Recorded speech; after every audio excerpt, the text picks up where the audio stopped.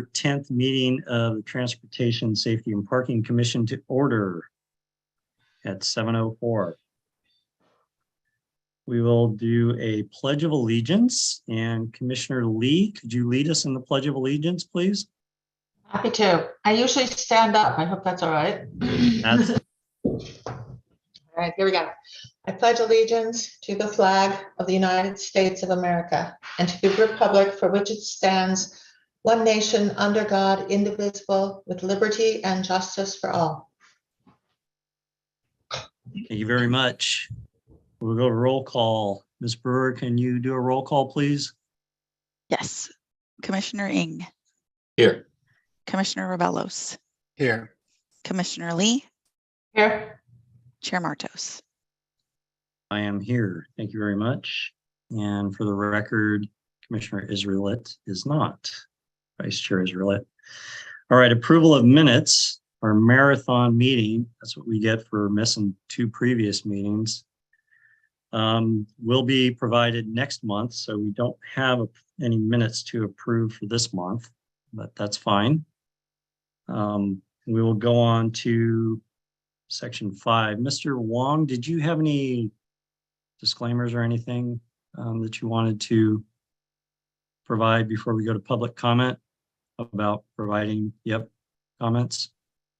Through the chair, tonight's meeting is under the Zoom webinar format. So for those of you in the public that would like to comment at the time, if you've got your item to speak on, obviously we have the general public comment if your item's not on the agenda, and then we have the specific ones where you can see it on the agenda where you can speak. You can either do it via, we can unmute you, and you have approximately 3 minutes or to the chair's discretion of speaking, or you can send an email to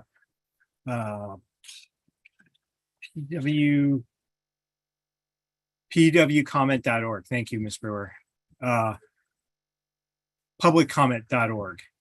And then we'll get that information, and then we'll be able to read it online. So that's that. Thank you. All right, thank you. So I see 9 people in attendance. And the only item that we have for discussion tonight is the Mercy High School traffic calming. So if you have comments about that, please hold your comments now and wait for that item to be brought up on the agenda.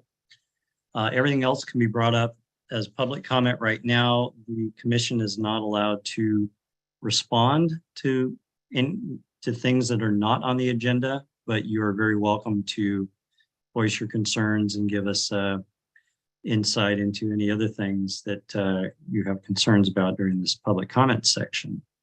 So members of the public may speak on any item that's not on the agenda. Members of the public wishing to suggest an item for a future commission agenda may do so during the public comment period. The Ralph M. Brown Act, the state local agency open meeting law, prohibits the commission from acting on any matter that is not on the agenda. The provision of a name, address, or other identifying information is optional. Speakers are limited to 3 minutes, and we will try and hold to 3 minutes, please, because we have 11 people in attendance from the public. So let me start at the top, and what I see is a phone number, 650-762-4995. Would you like to unmute and speak during this public comment section? Through the chair, I should have mentioned that folks can, if you raise your hand, we'll go ahead and unmute you if you want to speak on this particular item, which is public comment, anything not on the agenda. Yeah, I can't see a hand with that phone number, but the rest I can see hands. Okay, so nobody there, and I see no other hands. So I will assume panelist. There we go, attendees. All right. Mr. Daines, I see your hand up. You have the floor for 3 minutes. Go ahead. Yeah, thank you. I saw in your recent meeting announcement that you plan to put a speed device on Adeline Drive as well. That's a new one for me. Can you tell me where on that line you were proposing to put that? Through the chair. Mr. Deans, that item will be on item 6B, or yes, so sorry, 6A, we will discuss that one and give you a approximate location. So if you hold on. Okay, All right, are there any others? Anybody else want to speak on a topic other than the Mercy High School traffic calming? If not. Chair? then- Yes, I have an email to read. It's a non-agendized item. all right, go ahead. Dear Traffic Safety and Parking Commissioners, we feel the commission should enact improvements for both security and safety at the Highland Avenue Garage, City Lot N, located at 160 Lorton Avenue in downtown Burlingame. As the property owner at 128 Lorton, which borders the parking garage, I have noticed that this newly built parking structure does not have any barrier gates on either entrance. This is a grave concern for both security and safety, and I suggest the commission implement a plan to add a barrier gate immediately. By not having a physical reason to slow down upon entrance or exit, I have personally seen cars come in and out and speeds that could severely harm innocent pedestrian traffic due to the lack of planning foresight. There are no bumps or warnings that a car is exiting the lot, and a lot of blind spots where a pedestrian could be struck, all because of the lack of a barrier gate, something 99% of parking structures have, many of which were not just recently built. The barrier gate would also serve to prevent entrance during quiet hours as well, and I think it would be an easy fix, one that would keep the community of Burlingame safe and secure. Thank you, Chelsea, Otto, and Joey Miller. All right, thank you. Are there any other emails that are not related to Mercy High School? That's all I have. Okay. All right, good. So I don't see any other hands up, so we will close the public comment section and we're going on to item 6A, Mercy High School related traffic calming. And so I see a lot of people from the public here. That's good. We welcome your feedback. What we're going to do is Mr. Wong will do his presentation, let everyone know what is recommended, and then I'll allow the commissioners to ask questions, and then I will open it up to public comments and then commissioner comments. So that's going to be the process. Mr. Wong, you have the floor. Thank you, Chair Martos. Let me go ahead and call up the presentation. There we go. Close this. All right. Thank you, Chair Martos. Again, tonight we're talking about the Burlingame Mercy School related traffic calming effort that we've undergone. And for those of you that might be new to it, this is just regarding what's existing traffic calming that's going on. It doesn't include any potential or future development that may be happening in the vicinity.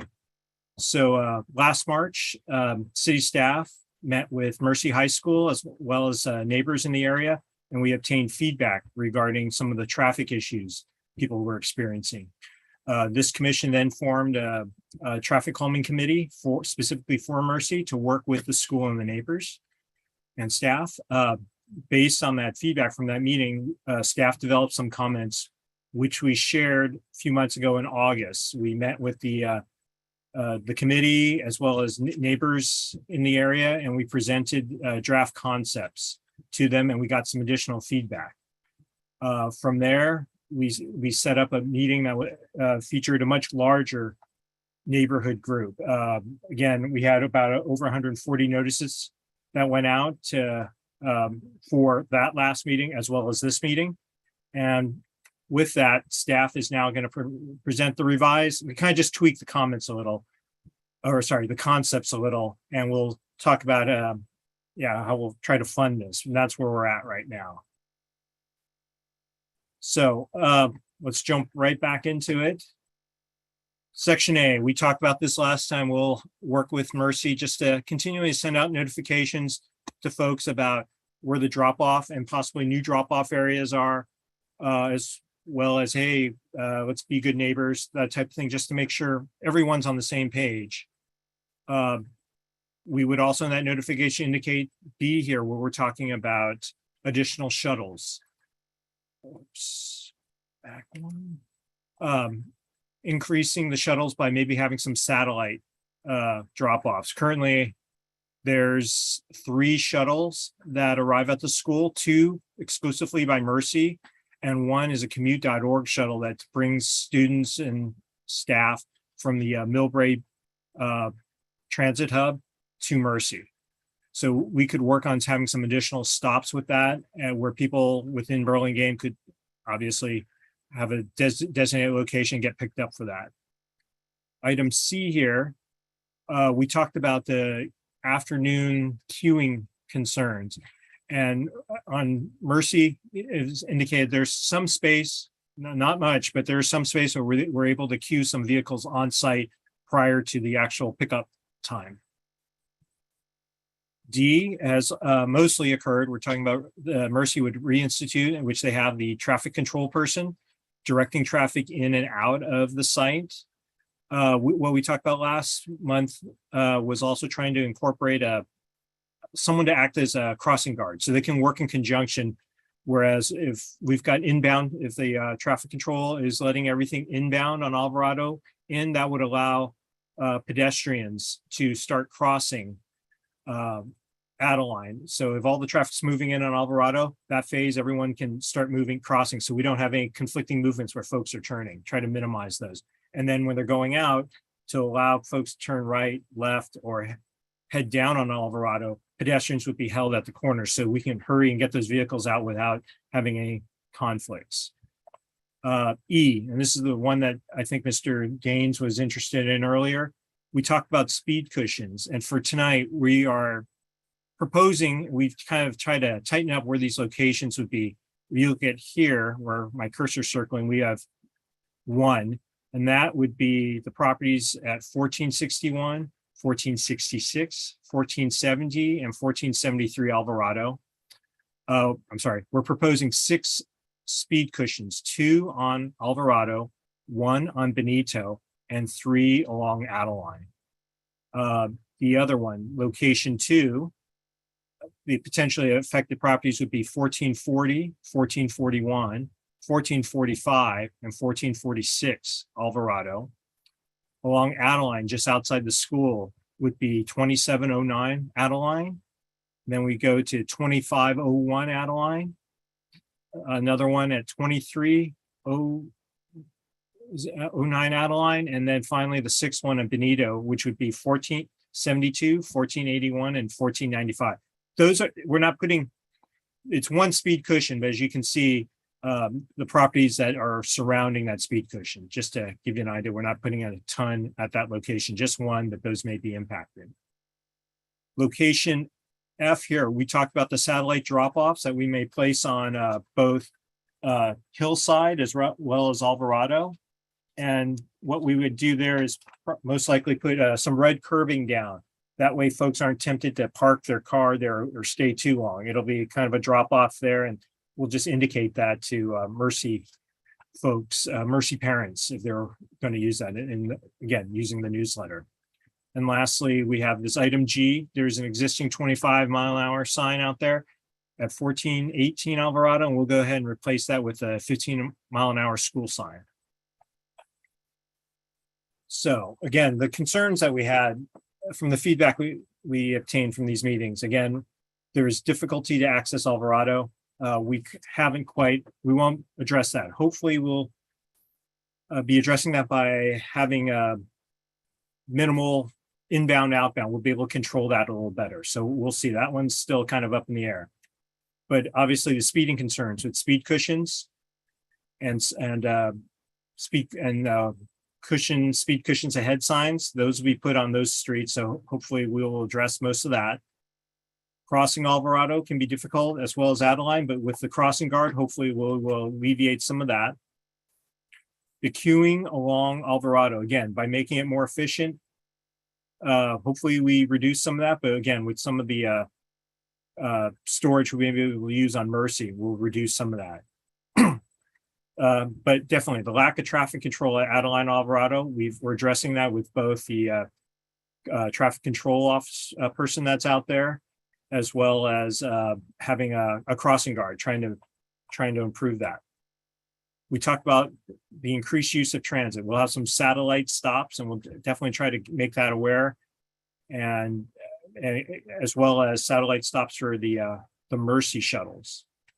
And lastly, hopefully by addressing all the above, we will reduce and hopefully eliminate any sort of conflicts between the neighbors and the Mercy traffic.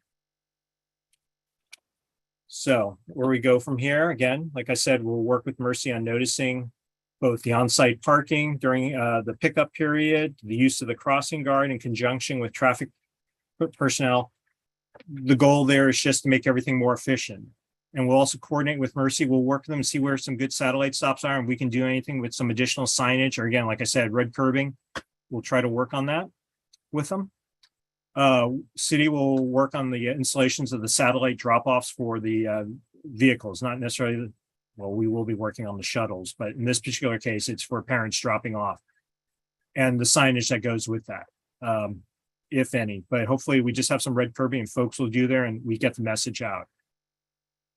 The next step would be, because these speed cushion installations aren't inexpensive and we've got enough of them, we're gonna have to make sure we get some funding for it. We do have some traffic calming funding. We'll see how much of that goes into, because there's plenty of other locations we have throughout the city, but I'll work with the director on that. And then once we get that, we'll move forward with the installations. So that wraps up my presentation, and be happy to take questions or address any questions you might have. Thank you. All right, thank you, Mr. Wong. All right, commissioners, did you have any questions for Mr. Wong? Yes, Commissioner Lee, go ahead. Thank you, Chair. I have a few. Are there open gates now for alternative, so people can walk in other than at the main driveway? And will there be more opened up? So if you want to bike or walk from a different direction or be dropped off at a different direction, that you don't have to go through the main entrance? Did you have other questions? Or is that? Yeah, so that's one. Okay. Are there any rewards for people taking the shuttle? Like, is there some kind of reward system, point system? They can arrive early, they can stay late, anything like that? No, all right. My next is, how hard is it for pedestrians to cross Adeline? It seems like it's tough. Is that where there will be crossing guards? That's another one. And then are we able to expand the 15-mile-per-hour zone so that it would be near all the side entrances and near those red zones, that it would encompass the whole area where the red drop-off zones are, where the alternate drop-off places and alternate exits are? So more than one 15-mile-per-hour sign, but around the whole area, where anywhere where students are entering from a different way or going off in those drop zones. And then where we're looking at drop zones, I'm not that familiar with the area, where we're considering the red paint. Is there a sidewalk there where the red paint would be, so that the student would get out of the car and land on a sidewalk? And then from that point, is there a complete sidewalk system to take them all the way, not just to the driveway entrance of the school, but from there to get them safely to the school itself, instead of dodging through a very busy, active parking lot? And those were my questions. Thank you, Commissioner Lee. Let me try to go through them in some order that you presented. So the alternative access for vehicles through the Alvarado Gate, that's the only access to this point. There are other driveways into the school, but those aren't accessible. It's a little broken up, and maybe we have the head of school, Ms. Cirilio Bronson, but what I'll try to say, part of it is Sisters of Mercy and part of it is Mercy School. So the only access for Mercy School is along Alvarado. But that's for vehicles. Whether, I think some of the other gates, pedestrians are able to come through, but let me finish up on this and we'll see if she has any additional feedback on that. Pedestrians crossing Adeline, yes. So the idea is the crossing guard would be stationed at Alvarado, Adeline, and then help assist crossing there. Again, when cars are going in, they would have students, if they're on these one of the corners, go crossing Adeline at that point, because then hopefully most of the cars are going into the school, so you're not having anyone turn. When cars are coming out, that's when you would hold pedestrians so you can get all the vehicles out. It's just kind of directing, it's like a concert letting out. You see the officers trying to get the vehicles out as quickly as possible to reduce queuing on site and confusion. That's hopefully is something that might happen here. Expanding the 15-mile-an-hour speed limit. We were only able to do it from the area just outside of school. We might be able to put some on Adeline, but as far as any of the satellite drop-offs we're talking about, they're too far out. And so those would not be able to be posted for 15 mile an hour. Lastly, sidewalks by the red curbing. Yes, so the locations we're talking about, where I'm thinking about putting the satellite drop-offs for either, but definitely for the parents dropping off, they do have sidewalk and we would be red curbing that. As long as folks walk along the the east side of Alvarado, if you want to call it, there's sidewalk there that goes across. And because the sidewalk on the opposite side terminates, I think, short of the intersection. So, and this project, and right now, and we actually can't, because I think that's it's unincorporated, that area. That's not city of Burlingame. And then the reward system, I'll probably have to let the head of school talk about that. We're not proposing, city is not proposing any sort of reward system, but they may already have one in place. So if she... Yeah, you want me to give her the floor, Mr. Wong? Oh, she Ms. does have her Bronson? hand up, so. Yep. So can you address a couple things about the pedestrians and bicyclists entering the campus from another location besides that main car location, and then incentives? Ms. Bronson? Yes, hi. Brosnan, excuse me. Yeah, it's okay. Thank you so much for having me tonight, and thank you, Mr. Wong, for all your work on this. Yes, the students, our campus is open to neighbors, so we can have students that bike and walk up through the Sisters of Mercy entrance, which is on the corner of Adeline and Hoover. The other two entrances wouldn't be safe because there's no sidewalks and there's some winding roads. But we can have students, that is another option, that some students who walk to school do come up that back path. And then in terms of incentives, any students that take the shuttle or bus, I know that Mr. Wong mentioned the shuttle, but just a reminder that we do have a charter bus too that picks up in San Francisco and Daly City. So there's 3 total shuttles plus the 2 buses, or the 1 bus, 2 pickups. Those students can arrive early to school and get, additional, help from teachers. And as far as incentives, we do put out a number of information about carpool and encouraging carpool, but the incentive would be to get to school early. And for some of our families on financial aid, they are given the opportunity to receive aid to take the shuttle. Thank you. Ms. Brosnan, also, so the queuing on site, Yes. and is that a high probability that can happen? So that already takes place. We do that for the afternoon. We have 3 lines queued in the afternoon traffic. So I think we're kind of maxing out the ability to do that on our property. Unfortunately, I know people think the whole property that we, have access to it, but we don't. And so we are already queuing it, and we'll continue to do that as best we can. Okay, very good. Thank you. All right, Commissioner Ng, you had your hand up next. Go ahead. Yes, thank you. And actually, this might be it for Ms. Brosnan as well, but I recall in the last discussion that we had, there's some commentary about the population of students being Burlingame residents versus not. And to the comment that Mr. Wong was making about potentially having other stops within Burlingame, just curious what percentage of students that are attending Mercy are actually Burlingame residents? Because if it's not that many, maybe having additional stops in Burlingame is not necessarily as effective. That's a great question. I was wondering that myself.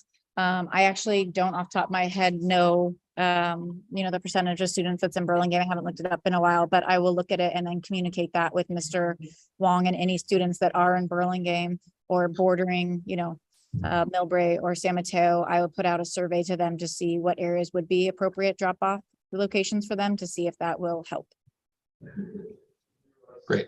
And then my other questions for Mr. Wong, and I recall in the last discussion as well, there was some conversation about alternative drop-offs where it wouldn't necessarily be on, I guess it's Alvarado and Hillside. I think there were some discussions about having it closer to 280 if there's like a cleaner path down there. Was that something that was explored in any more detail? Because at least you would take some of the traffic away from kind of that main hub, if you will, on Alvarado. Through the chair, are you looking for an additional shuttle stop, or are you looking for? Not as a pickup, but more as a drop off, so that it's exactly. So I thought the other slide had mentioned that there was other shuttle stops that were being considered, but I didn't know if that meant for pickup or just drop off. Sorry, through the chair. Yeah. I think what we're considering, like someone said up at Skyline, but the only way for them to get from Skyline to school would be via a shuttle at that point, unless. And this starts getting more complicated if you have like a carpool pickup, but then that gets a little tricky because you don't want to necessarily leave students up just waiting up on Skyline and something like that. So if it's through for one of the shuttles, we can look at that if it's along one of the current routes that they come in. So that's something Ms. Brosnan and I will be discussing as well as with the subcommittee or committee. Okay. And then final question is that for some of the areas that you're looking at red curbing for the drop off there, does that affect anyone's house? Is it right in front of them? Does that kind of impede their ability to park in front of their own house and things like that? Through chair, yeah, we'll look at that and we'll just try to make it again. It's not going to be too big. Unfortunately, in the area that we're looking at, there's some corners, some corner homes, and so that's obviously where we would start looking for it. And we'll work with those neighbors and notice those areas and have a discussion. Okay, that's it for me. Thanks. All right, Commissioner Rebelos, go ahead. Yeah, so actually Commissioner Eng, he already touched on the shuttle from Skyline Boulevard. That's one that I'm kind of hoping for. That would be a solution. I only have one question. I just about something I heard Ms. Brosnan say, I think, that students with financial aid, that funding is provided for them to take a shuttle. Is that to say that the shuttles have a fee that the student has to pay to ride the shuttle? Yeah, the shuttles have always had a fee. We do covers part of the costs, and then if there are families that are in need and we reach out to those financial aid, then their shuttle cost is covered. Okay, can you tell us what the fee is for the shuttle for a typical student? I have to look that up, so I can look it up for you while you ask your next question. That's my only question, but that's fine. I can take it when you're ready. You can move on. We can move on, Chair, if you'd like. All right. So, Mr. Wong, I did have a question about the location of the speed cushions. So can you run us through how you decided where to place the speed cushions?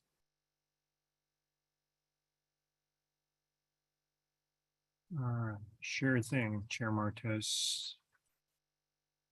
Just.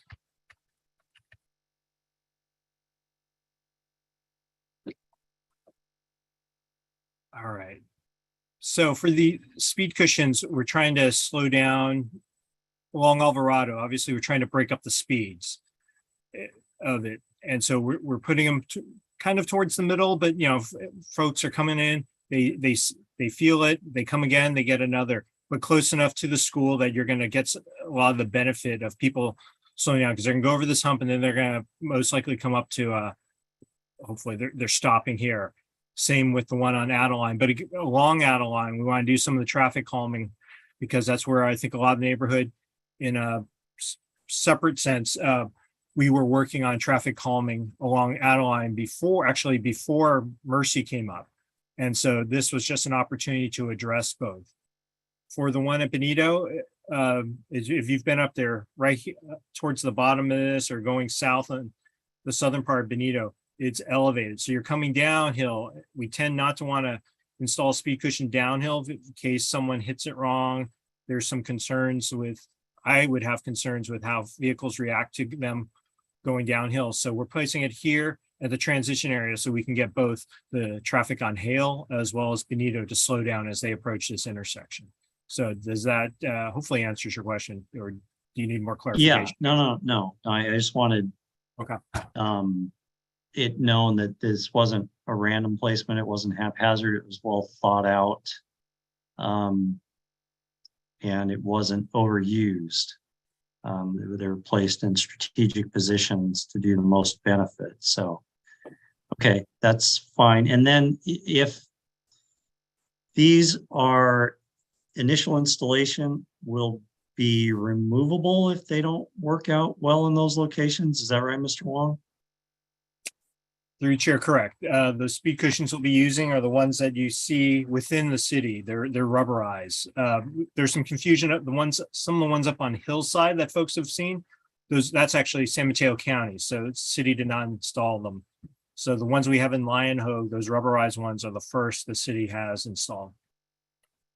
Okay. And one of the things that I didn't see on your installation slide was the 15-mile-an-hour sign. I'm assuming we can print that or we can fabricate that and install that right away. Is that right? Correct. There's actually a 25-mile-an-hour sign up, Yeah. and we're just swapping it Okay. out. So Okay. And we have we don't have to get funding for that. We can do that in our machine shop. Yeah. Okay. so we have that. Good. Okay, good. I have no further questions and I don't see any more commissioners' hands, so I want to go to the public now. And I see Ms. Jenkins, you have your hand up. Go ahead. Hi there. Mr. Wong, I just want to thank you so much for the thoughtful effort going into this. We are a resident of the upper part of Adeline in the hills at 2918, so kind of where Adeline meets Hillside. And we have a lot of traffic that comes down Adeline in that windy, hilly part of Adeline that goes really, really, really fast. Usually residents or people who are going to Mercy High School are cutting down Adeline and they're coming from 280.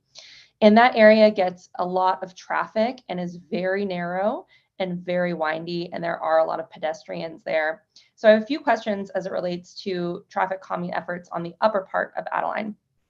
The first is, would you consider putting speed cushions in the upper part of Adeline?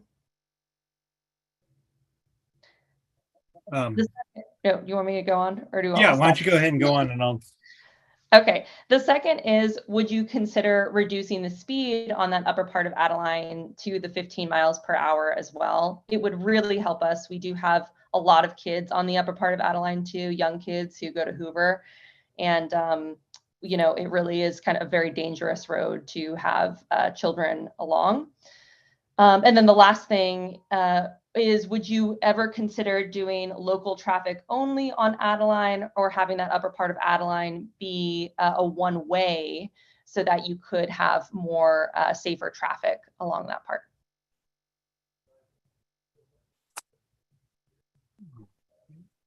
All right. Let me try to answer some of those.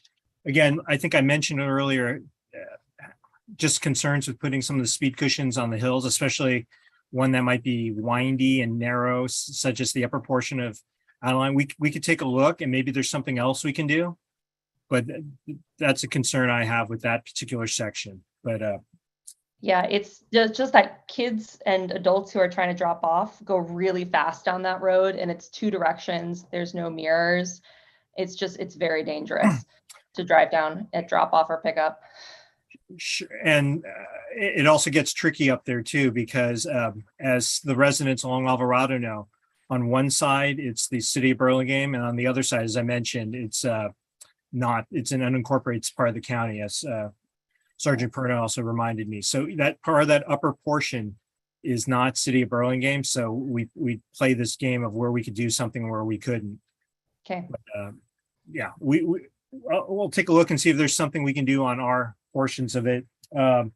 Reducing the speed limit to 15 is a possibility that we can do along Adeline, because they kind of both front the school, but we can only do that, I think, I'll have to double check, but there's only a certain distance we can do. We couldn't do it all the way up right now. I say that, and currently speed limit lowering, there's a assembly bill that has yet to be signed by the state or by the governor to allow us to drop speed limits, to do when we do our speed surveys, to review and drop it. So we're waiting for that so we can possibly do more reducing speed limits throughout the city, but Okay. that's yet to come. That's And good. lastly, local traffic only one way.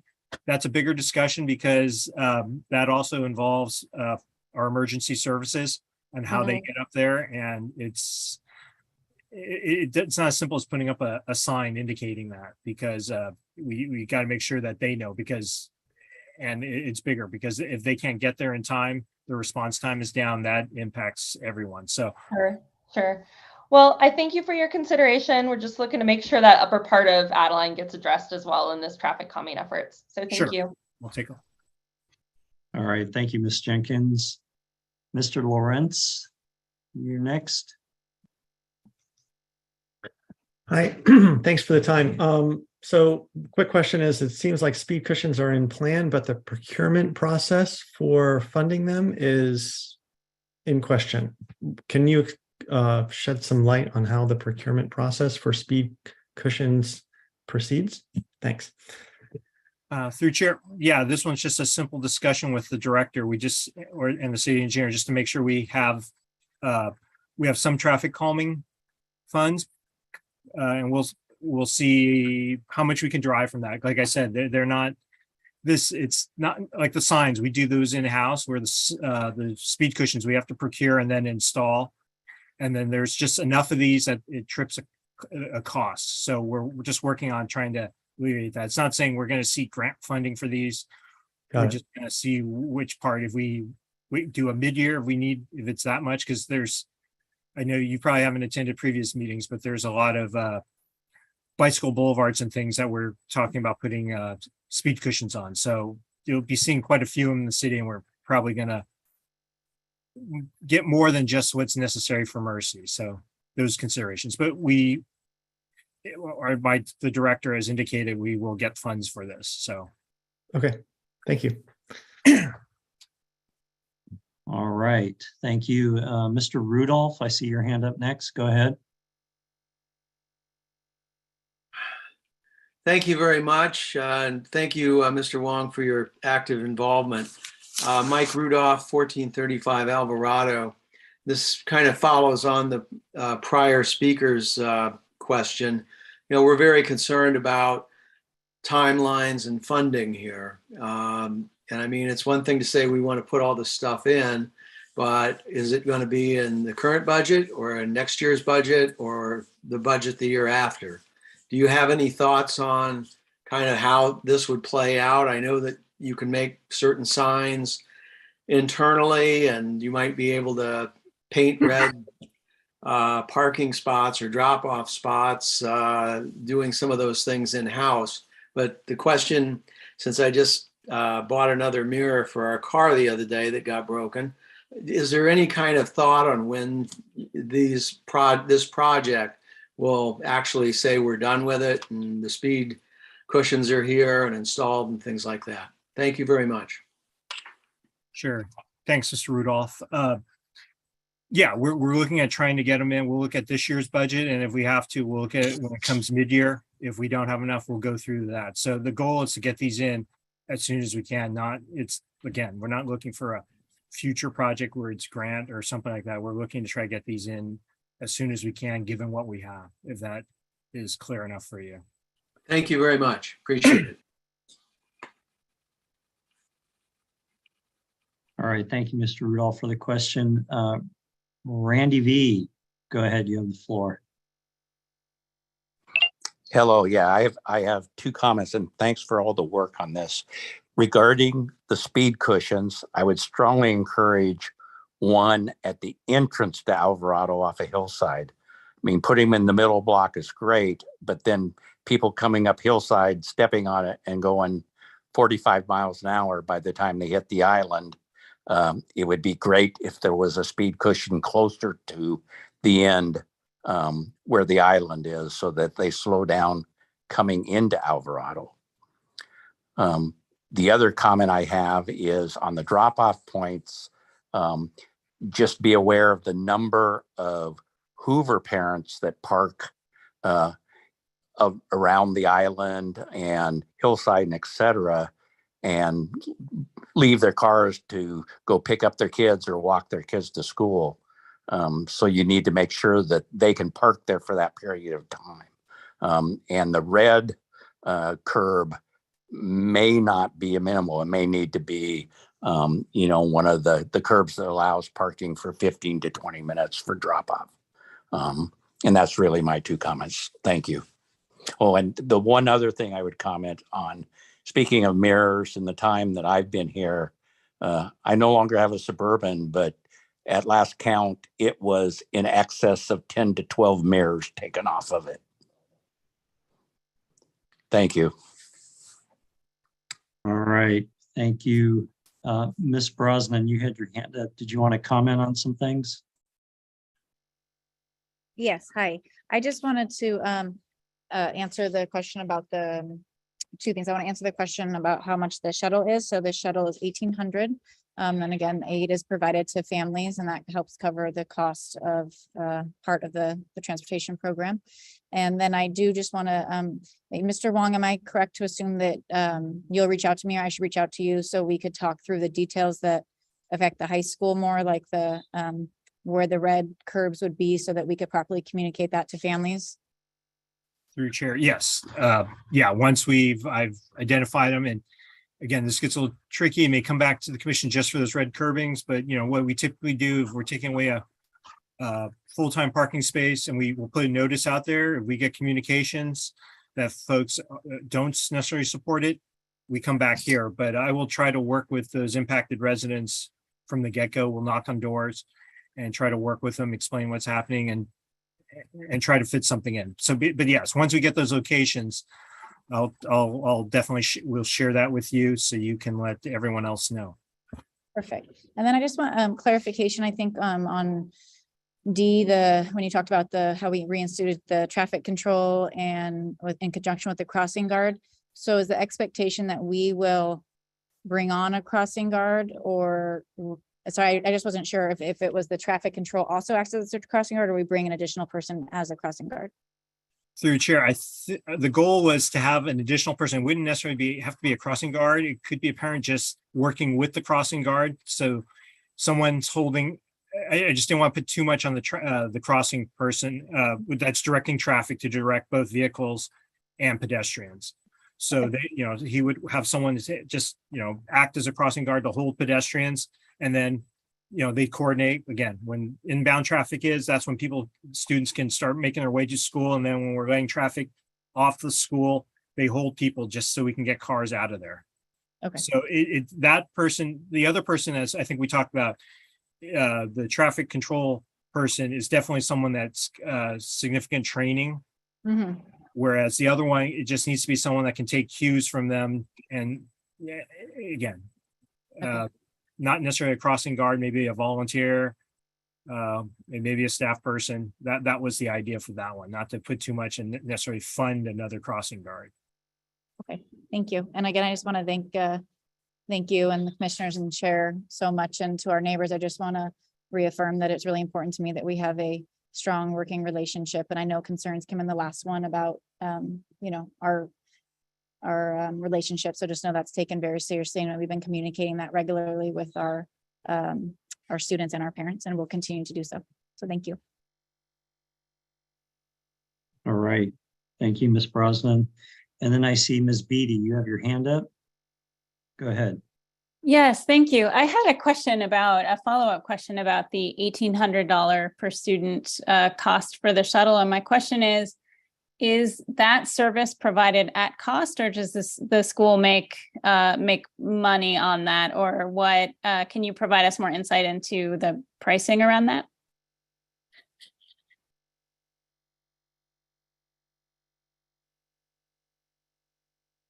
Yes, sorry, I couldn't find the name. When we budget each school year, we budget it around that we would cover some of the costs and the kids would pay a portion of the costs. It really depends each year. We budget on so many, taking it some years, less take it, and there's more cost to the school, some years more take it. And then we'll put, some funds back into the financial aid for the students for the traffic. But again, any student that really wants to take it, we don't want money to be a factor in it. So we work with the families individually and do additional outreach to those that we know live in those areas near transportation. That's something that we'll continue to do. I think given the pandemic, we saw a huge decline in how many wanted to take the shuttle and buses. And it seems like it's coming back to normal this year. And so I'm hoping that this next school year, we'll see even more students and families willing to take the shuttle again. All right. All right. I don't see any other hands up. Let's see. Nope. So then I am going to close this. Oh, the hands are going up. All right. Oh, look at all those hands going up. Darn. No, we're here to hear your comments. And let's get them in right now. Let's see, Heap. I don't know if that's a Mr. or a Miss. But I see your hand next, so go ahead. Hi, actually, it's the Mr. and the Mrs. here. All right. So we have one question is, so there's 374 students currently at Mercy High School.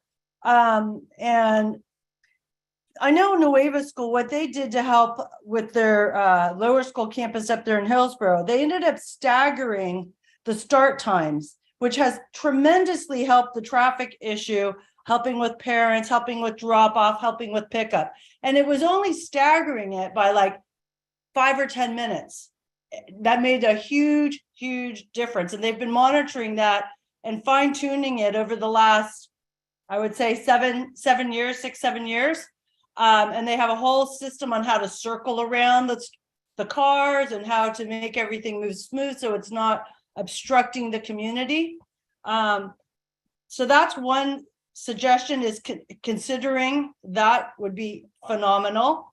The other question we have is, how are you, once you put all these speed bumps and things in place, how are you going to measure yours and evaluate your success rate for these changes? Because that equally is an important. So it's like, okay, what are the qualifiers and the needs? I've grown up here in Burlingame 50 something years, and Mercy, it changes the dynamics, right? More and more kids are driving, more things are happening because they have activities after school. So we found at Nueva, when there was activities after school, there's a lot of parents coming in to pick up right away, and they wanted to be there at specific times. But by finding out what are the activities happening after school and doing some more kind of statistical analysis, they were able to set up this staggered system that seems to work phenomenal for the school. So that's just a suggestion as well. So those two questions. And honey, did you have another question? Oh, nope. Okay, we'll get back. Thank you. All right. Ms. Brosnan, did you want to address the start time, staggering the start time first? And I'll let Mr. Wong talk about how we're going to measure the effects of our traffic or calming efforts. Yes, thank you. I'm certainly open to looking at that. I've been a principal of a K-8 school and high school, and staggering at a K-8 is much easier than a high school because you have, freshmen, sophomore, junior, seniors, all in some classes together. So I would say that's just the way high school schedules work. It's a little bit harder, but I have toyed with, like, next year, and we have an incoming freshman group.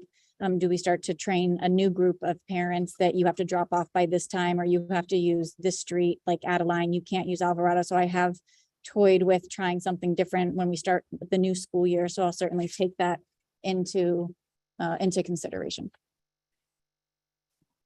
All right, and Mr. Wong, do you want to, I'm glad that question was asked about measuring the effects, because I was going to bring that up. Do you want to talk about how we'll measure the impact of these traffic mitigation Sure. efforts? Through your chair, thank you. We are able to so we have we'll call it a data collection system that we're able to use that we're subscribing with the county. So it allows us, the technology doesn't know who you are, but it'll ping cell phones. So we can tell distances, like where you're coming from to a certain extent. If we put, basically look at a map, we put a circle around a certain area, we can tell which cars are going through there and where they end up. If they go all the way through, if they go through and they stop in the circle, that's something, or if they go all the way through, we can kind of track it. It also allows us to track roughly, because we know distances of our streets, how fast they go. So we can use that metric now. And that doesn't necessarily capture every vehicle, but it allows us to, like, if we compare it now with the same one a year from now, we're able to compare that same period. And so we're looking for that delta. So we're able to track some of that and at least get an idea. Okay, very good. Thank you. M. Mendez, you're next. Go ahead. Hi, my name is Michelle. Live on Vista Lane, but our property backs Adeline. And is there any coordination that will be happening with the county? Because Hillside and Adeline really have no controls once you leave the intersection up on the top of Hillside and Adeline. There's no stop signs until you get down to the bottom where Mercy is, and then until you get down to Alvarado.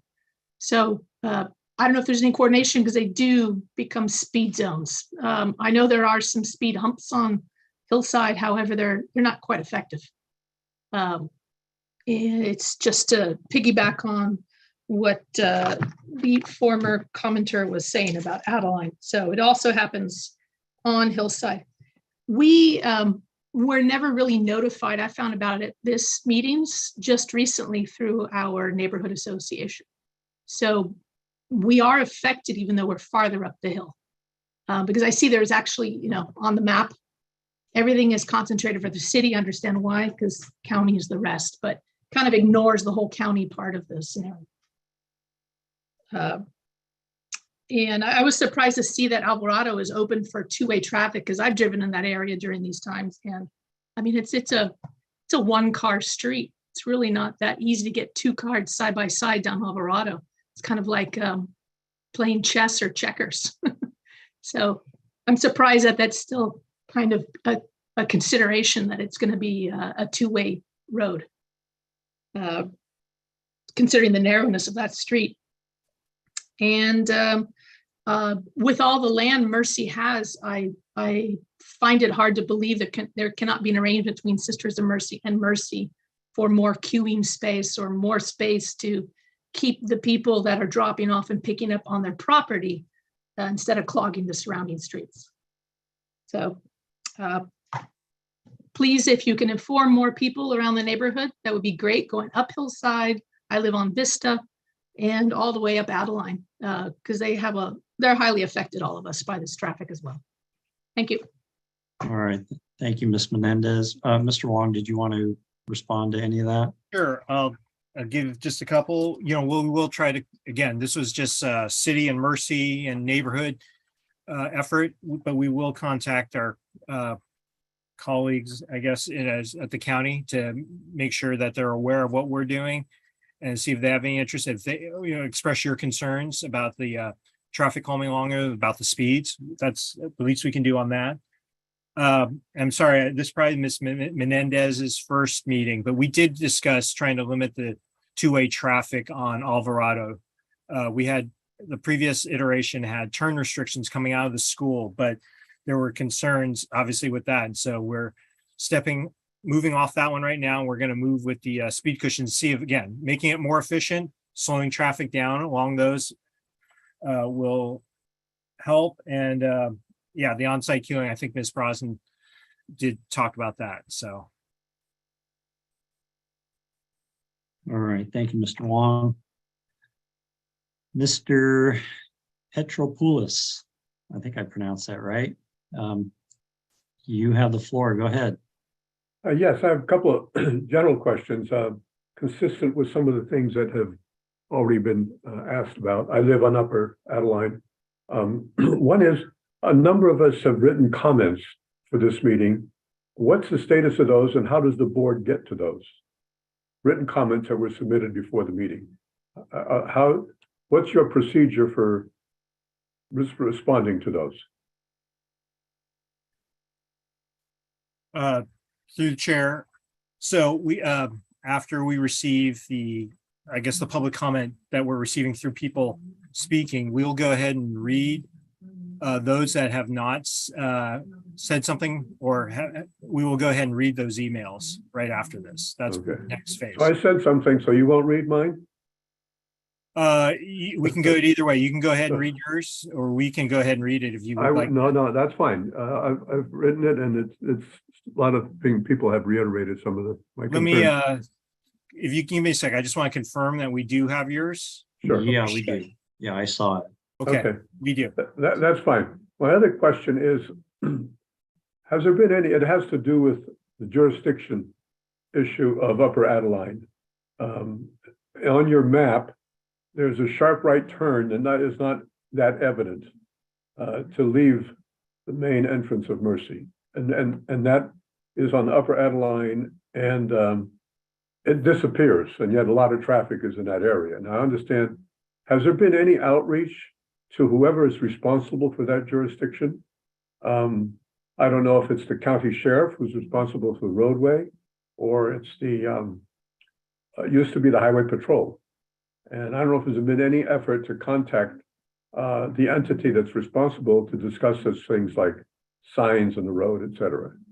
I think that's an important matter to proceed with, because right now on your chart, that area of Upper Adeline is totally missing. It's not there at all, as if it doesn't exist.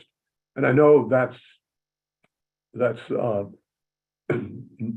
a problem with the way the chart is configured, but it's also a problem in terms of the jurisdiction. So have you reached out at all to any of the jurisdictional people involved?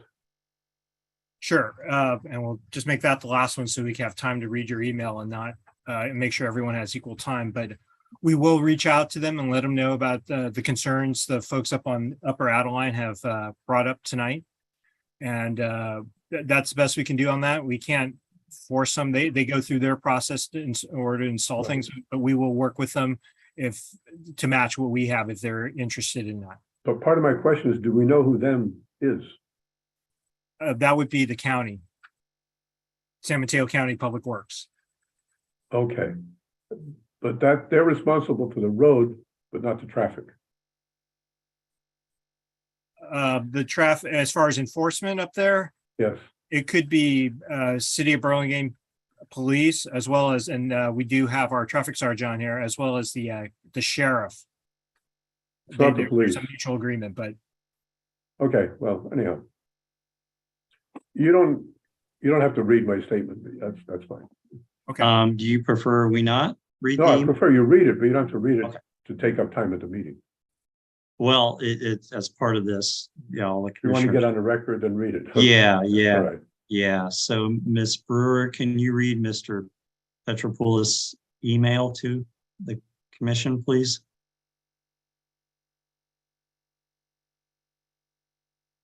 Through the chair, I think there are a couple emails we have. Well, let's start with that one. Okay. I understand. Let's start with that one while he had the floor. Can you guys hear me okay? Yeah, go ahead, Ms. Brewer. Okay, so the email reads, while the proposed solutions evident that in the diagram being presented by staff are likely to alleviate some of the problems, they do not provide a more comprehensive approach consistent with suggestions made at the last public meeting. These include proposals to calm traffic in the unincorporated area of Adeline where the road is in a separate jurisdiction, as pointed out to staff at the last meeting. Speed limit signs could be helpful, but speed bumps might add to the danger because of the narrow curving and uneven roadway. The head of the school noted that the exit route from Mercy to Upper Adeline is very dangerous, having witnessed some near or actual collisions because of the blind curve. Has staff determined if the roadway is under the jurisdiction of the county sheriff or the highway patrol, as it was many years ago? The question was raised at the last meeting. Number 2, the suggestions that Mercy include its 2 additional access points to the campus instead of funneling automobile traffic to the entrance at Adeline and Alvarado. In the past, using the main property entrance on Hoover for school access was a common practice for many. Number 3, the suggestion by a board member that shuttle service be extended to more distant area, i.e. 280 exit at Truesdale, which could also allow for quicker commutes for those dropping off students. An analysis of student addresses might also reveal other likely drop-off and pickup stops for a shuttle, including the parking lot in front of Adeline Market off El Camino. Might an arrangement be worked out with them? Would a shuttle from the Millbrae BART station make sense for older students? Thank you, Gus. All right, Mr. Wong, I think most of those, if not all of them, were addressed. Would you agree?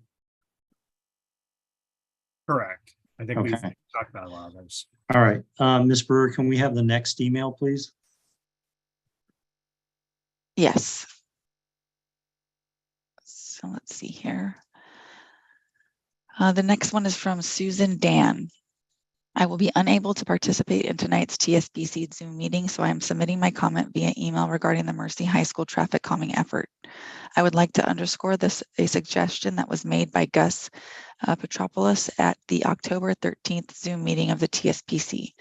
Please urge Mercy to include usage of its 2 other roads, one from Hoover and one from Adeline between Alvarado and Hoover for drop-off and pickup of students. This would take pressure off of the Alvarado-Adeline intersection and reduce traffic on Upper Adeline and Alvarado.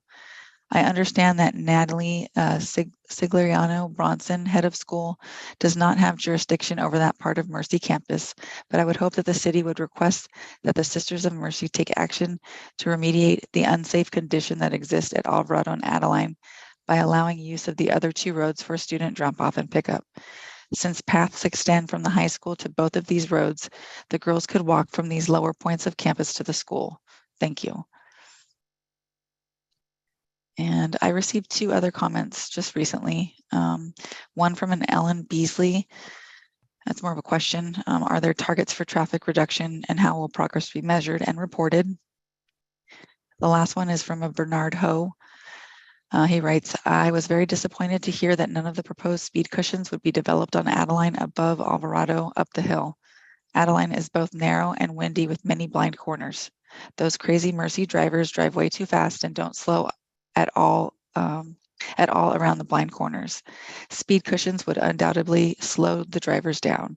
I would even consider personally donating the speed cushions or doing a GoFundMe or raising money from my neighbors. We can't even walk on our street during Mercy start and end times. It's way too dangerous. Look forward to hearing back from you. Okay. Is that it on the emails? Yes.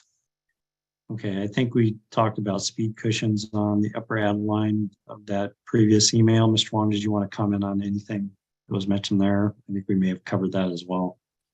Yeah, we talked about that Upper Adeline and how Okay. jurisdiction and speed cushions on hills. So, Okay. All right, everyone had an opportunity to speak. I am not going to allow people to speak a second time. So at this point, I'm going to close public comment and I'm going to go back to the commissioners for your comments. Who wants to start? Don't be shy. Commissioner Lee, go ahead.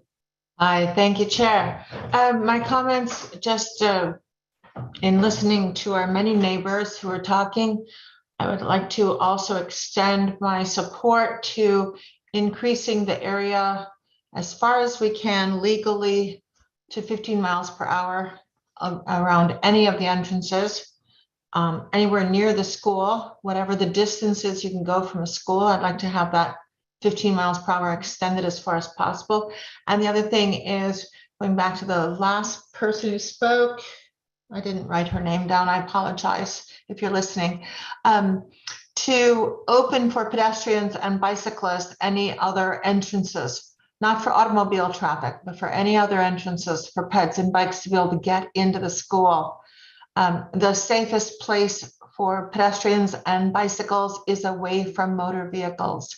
So if we can open other areas for pedestrians to get in and get to the school, not for cars, but to open them, that would be the safest and least complicated thing to do. So those were my 2 comments. Thank you, Chair. All right, thank you, Commissioner Lee. And next. No other comments? You went off mute, Commissioner Ing. Yeah, go ahead. I did go up. I was Yeah, wondering go if I ahead. was going to jump in there first. Would it be generally? So yeah, a couple of things. I think of reiterating Commissioner Lee's point. Really hope that SB 37 gets passed soon, because I think around all school areas and surrounding areas, we really do need to rethink about where the speed limits are. Secondly, maybe as again, more of a temporary fix. Andy, I know we've talked about the use of some of those speed boxes that are more kind of portable. Is that something we could put on Adeline towards the top to try to reduce speeding there, at least on a temporary basis? Better than nothing. I understand it's not necessarily a permanent fix, but something to think about. And I think the comment about the one owner that had 10 side mirrors ruined on Alvarado, I mean, and hearing some of the comments about the spacing of it, I mean, some of these streets just weren't meant to have that much traffic on it. And so I think, could there be another look at making traffic only one way, or maybe certain times a day? I'm not sure. Maybe something like we did on Devereaux nearby Lincoln, where you restrict traffic to just one way during certain school hours. Is that something that could be considered as well, just to try to alleviate some of that? But I mean, I feel for the residents. Obviously this has been a serious pain point for them, continuously. So, they appreciate all the efforts to try to come up with some solutions, but I certainly don't want to kind of dismiss, even though we might not have jurisdiction here, or the abilities there right away. But anything we can do kind of in the interim to try to slow things down a little bit, get people more aware, I think would be helpful. So that's it for me. All right, thanks, Commissioner Ing. Commissioner Rebelos, did you want to add any comments? Let me unmute. I mean, I think everything's been said already. I mean, I just feel really strongly about shuttles and utilizing Samtrans. Anything to incentivize that, I would go for, and maybe even remote parking drop-off zones up at the top of Skyline. I mean, I know that it's a little further south. There's that Black Mountain Road. There's a parking lot there right off the 280 at the top of Hillsborough. Before you can go to the golf course there, or you can go to Skyline. And there's a parking lot there, a little park and ride lot there at the top of Truesdale. There's that huge shoulder there. Maybe something could be done there. Maybe somehow formalize that as a place to transfer to a shuttle, and maybe something at the bottom of the hill. And there's just so many options. I think that driving directly to the campus is just a huge. There's never going to be a 100% fix to that. And so I think the target should be identified. The target should be shuttles of some sort. And there's space to do it. And it just makes a lot of sense to me. And frankly, I think for the school, it would be a lot more organized for them. I think they probably at the end of the day would find it very beneficial, less chaotic and safer. So that's just my comments. All right, thank you, Commissioner Rebelos. Mr. Wong, I had a couple of things. So I agree, and it sounded like Ms. Brosnan was going to reevaluate how many people live in Burlingame that come to the school that might be taking a shuttle versus people that don't live in Burlingame that might want to take a shuttle to go to the school. And along with Commissioner Rebelos's comment about, we may want to look at other locations that would be better serve more people that would want to take a shuttle, that could be considered as an improvement. I think we need to start somewhere. One thing I was wondering about, I was looking back at one of our original proposals, and we had talked about a crosswalk across Adeline at Alvarado. I don't recall if there is one. Can you refresh my memory, Mr. Wong? Is there a crosswalk? Because I thought we talked about adding one.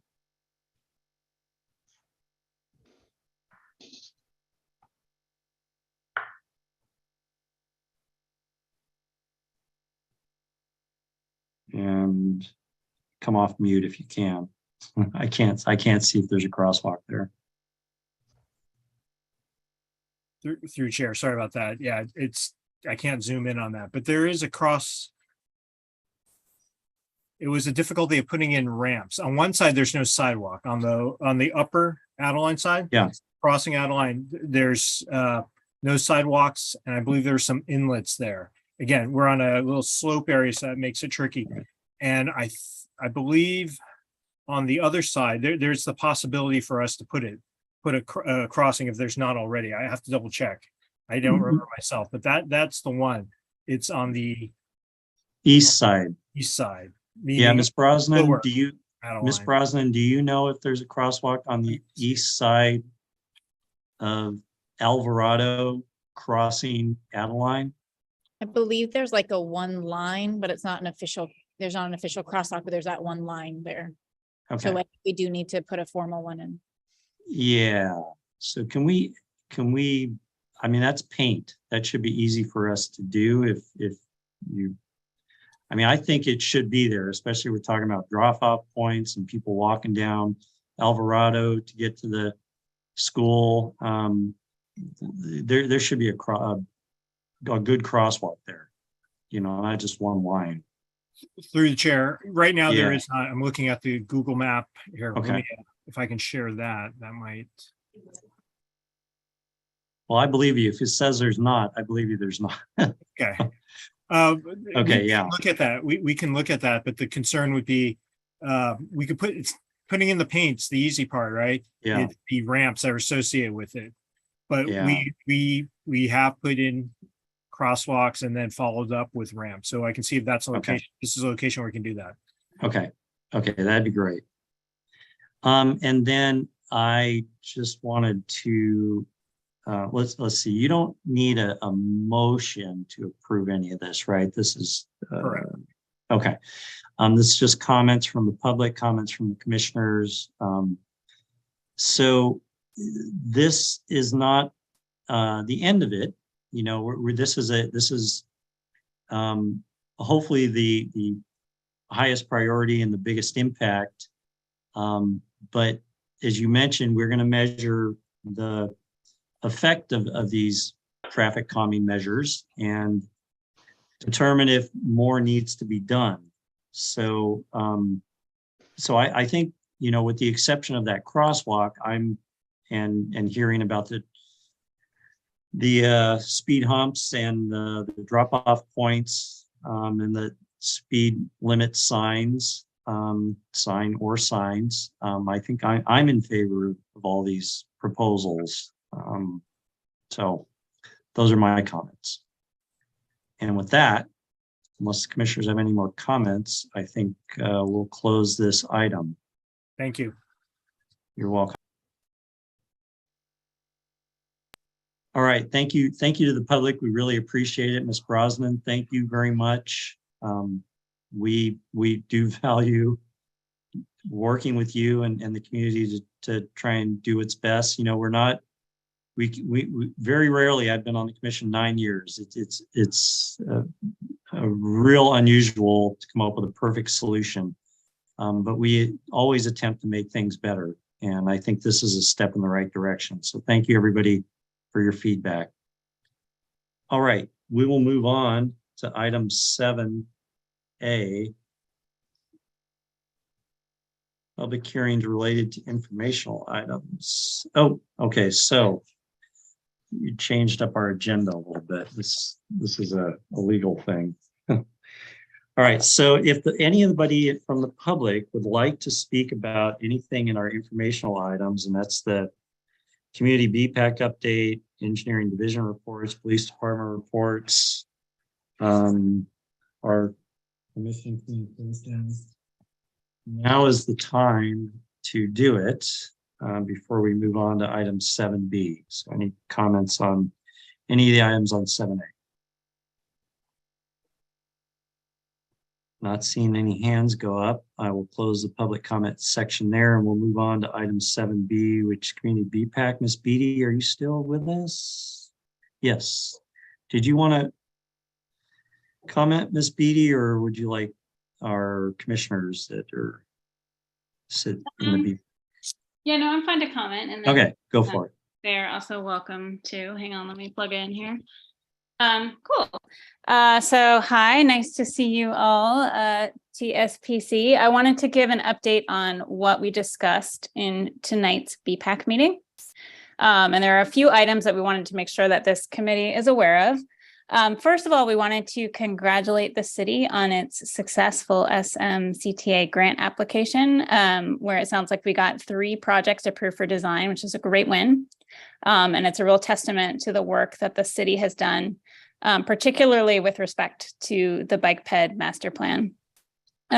Since we weren't asked to provide a letter of support for this particular round of applications, this was the first time that we were seeing the choice of projects, and we were super happy to see the bike lane on California Drive between Oak Grove and Burlingame Ave, because making California Drive safe for cyclists and pedestrians remains a super high priority. And so that was a welcome site for us, and we look forward to the opportunity to give feedback on the proposal and the design.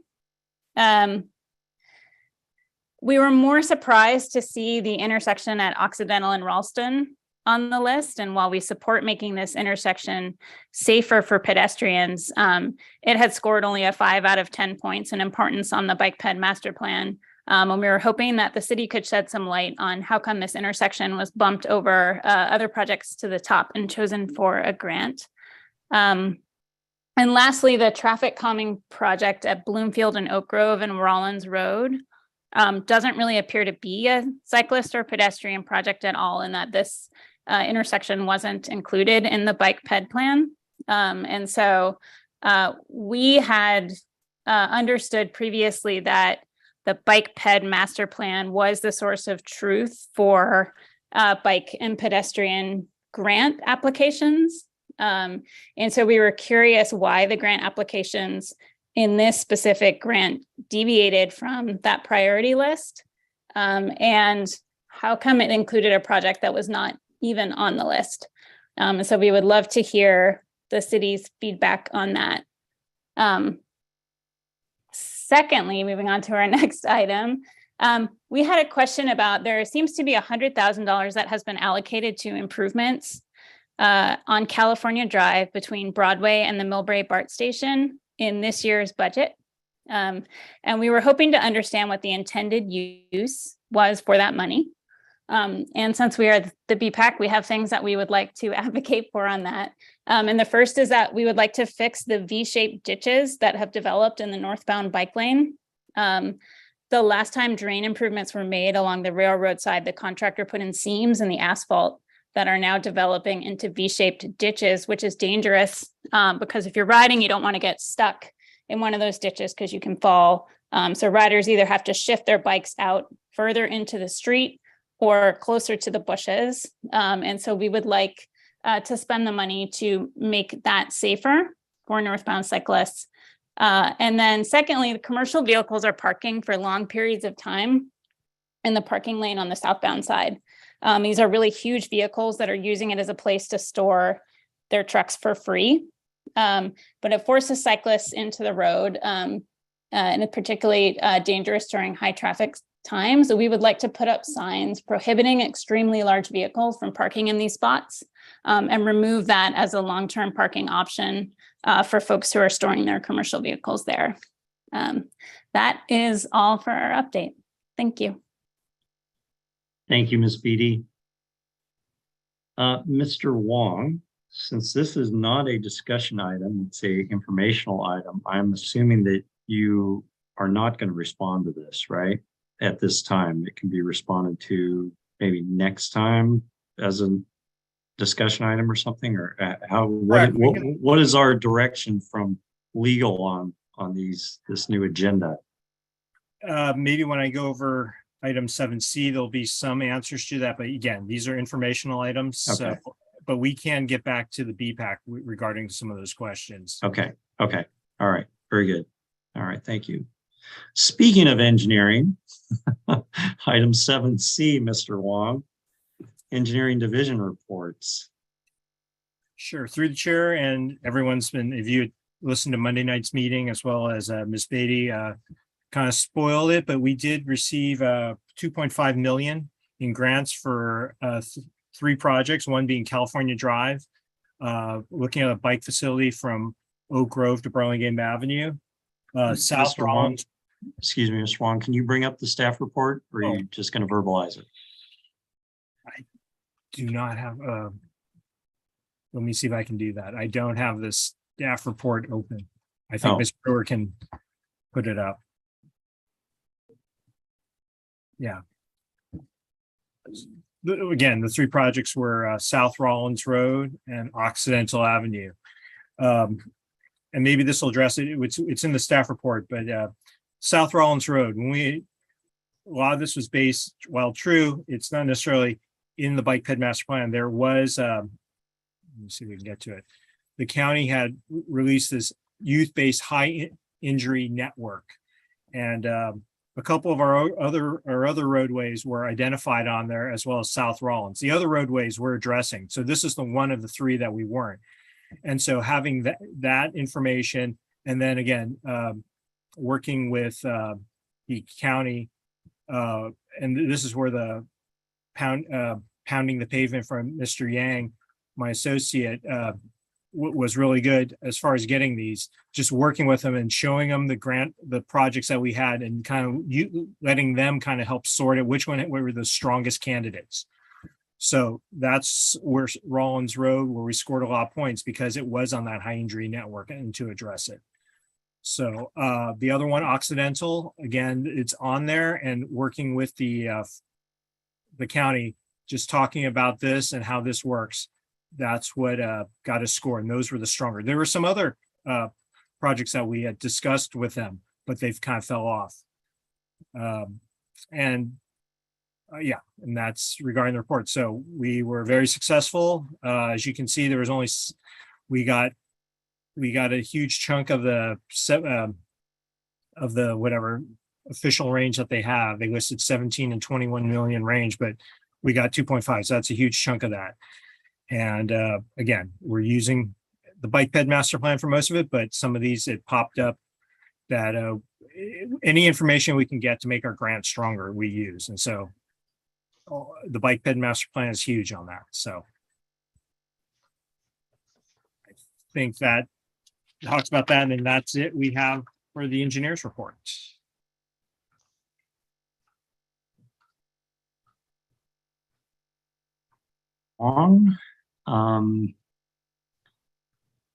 Can commissioners ask questions at this time, or Clarifying question, I could try. clarifying questions? Okay. All right. So these are not discussion items, but clarifying questions. Anybody have any questions? Commissioner Lee, go ahead. Thank you, Chair. Similar to Chairperson Beatty from the BPAC, I'm also concerned that Burlingame is submitting requests for grants, and it doesn't mean I'm not happy we didn't get money, because I am. First, that we're requesting grants and not asking BPAC to endorse them. I don't believe BPAC was asked to endorse any of these. And like Chair Beatty said, the Rollins Road is not a bicycle pedestrian plan, it's a traffic calming plan. I don't know why the county gave us the money. I think it's great, but that's more traffic calming than it is for bicycle pedestrians. And then I'm really would like an explanation of how something that's rated a 5 only on our pedestrian and bicycles, in our pedestrian list, it's on page, let's see, 1, 2, 3, 4, 5. It's on the 6th page down in our bicycle pedestrian list, the Occidental Ralston. And I used to live over there. I agree, it's a really tough intersection, but I'm wondering specifically why we weren't dealing with things on page 1 or 2 that scored for pedestrians, a 9 to a 7. Why are we even going after the 5s right now? I'm just concerned that I just felt like the bike ped plan was sidestepped and not like we worked really hard at it. The whole city did, and the BPAC did to develop this plan. And why aren't we following it? I think it should really be our gold standard. So I'd like to see it adhered to, and I'm just like an explanation of how these projects were picked in that order. Thank you. Sure. Through chair, I'll give you a quick one. If you look at the again, we did use the bike ped master plan. Again, working with the county, we filtered through the strong candidates, like which ones didn't. But if you look at it, we're addressing a lot of those with, at some point, we will be doing them in the quick build project. A lot of those on the earlier sheets are also El Camino Real, where we don't have the full say. That's more Caltrans, and that'll be worked on when the El Camino Real renewal project. So when you go through that, the first few pages have definitely been, a lot of those have been checked off because of either we're doing it or it's out of our jurisdiction. So then we get to the middle pages. So we kind of fell upon that moving through there. Again, we're trying to go from top down, but that doesn't always, if it's a stronger candidate because of something, that's what we went with. So does that clarify that for you? Yeah, thank you, Mr. Wong. Commissioners, any other commissioners have a question? Okay, if not, then I will close item 7C. We'll move on to 7D. Police Department reports. Sergeant Perna. Yes, hello, everyone. Let me share my screen.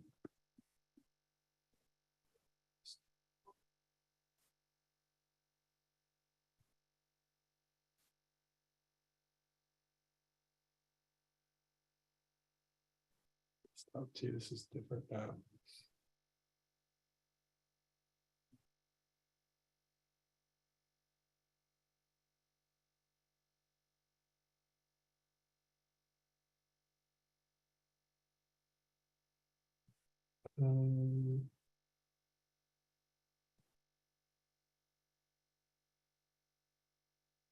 Okay, I'm having a problem sharing my screen.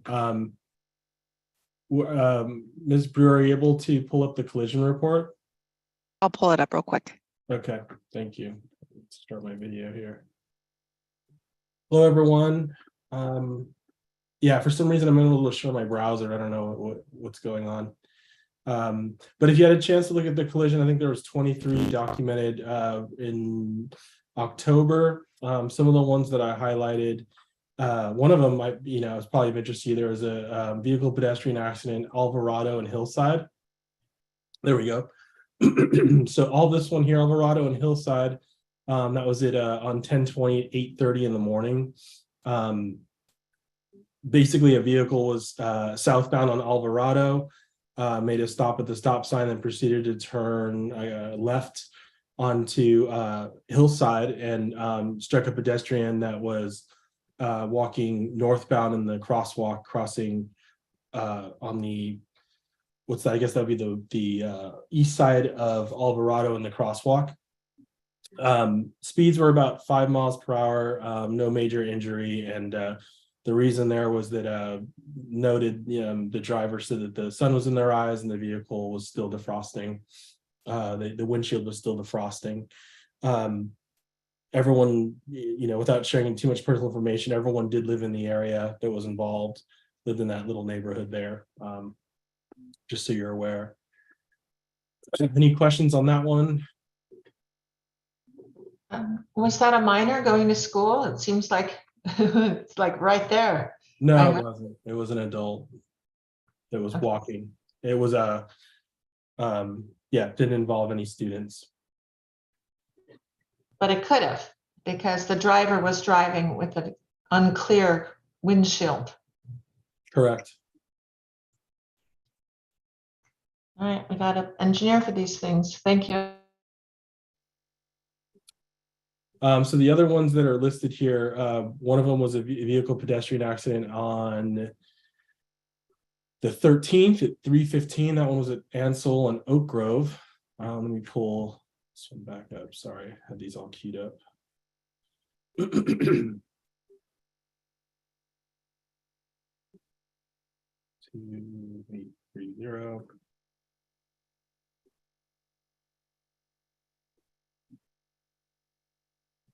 Oops. So this collision. Sorry. It looks like the vehicle was where are we at here?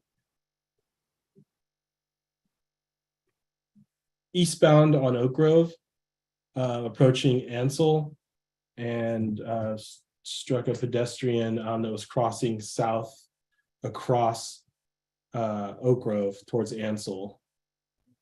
And let me see the details on that one.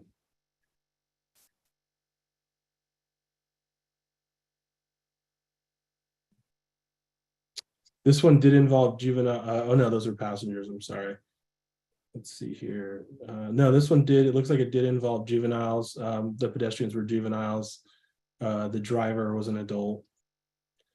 And this one had some corrections, but let's have a look and see.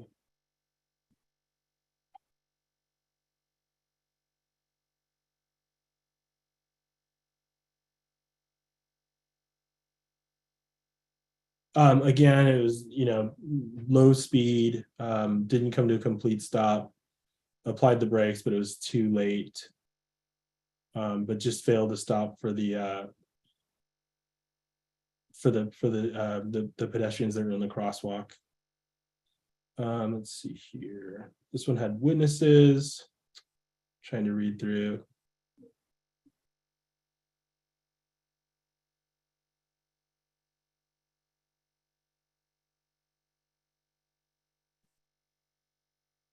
It looks like the biggest factor in this one, more than the pedestrians in the crosswalk, was the stop sign violation at that intersection. So yeah, this was on the 13th. Pull this one up. Was at 3:15. So it was a Thursday. So that probably could have involved some students, but I don't know for sure.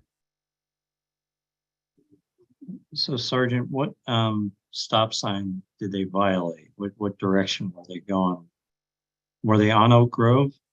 Yeah, this vehicle was eastbound Oak Grove, approaching the intersection with Eastbound. Okay. Yeah, Ansel. approaching with Ansel, and then failed to stop at the stop sign there at Ansel. Okay. Okay. Chair, if I may, is there Yeah. a stop line and is it a high visibility crosswalk? I mean, have we done everything we could at that intersection in addition to a stop sign? Is there anything else we could add to enhance the visibility of pedestrian crossing there? Do we know if there's high visibility crosswalks and a stop line? If the stop sign faces west, is it faded? Is it an old one? Some of them fade. I don't know that for sure. We'd have to go out there and send an officer or public works member out there to inspect it a little closer. I guess we could look at Google Maps, right? That would tell us if there's a crosswalk there. Oh, yes. Yeah, I can- Yeah. That intersection does have a crosswalk. It's high visibility, and we recently, not recently, I believe earlier this year, we did go to always stop at that Right. intersection. Yeah. And it does have a pedestrian paddle in the middle as well. Yeah, so this one has in the ladder style crosswalk with Okay. with like a beacon or like one of the raised beacons that's in the center median. With a that says, like a pedestrian warning on it or something of that nature. Anyone, have anything else we could add? Commissioner Rebelos wanted to comment. Yeah, I just wanted to ask, so the pedestrian that was struck, which side of the intersection were they on? Were they on so the car was going east on Oak Grove. So were they on the crosswalk at the west side crossing, or were they crossing on the east side of Ansel? Let me see if I could get better clarification on that. Hang on. So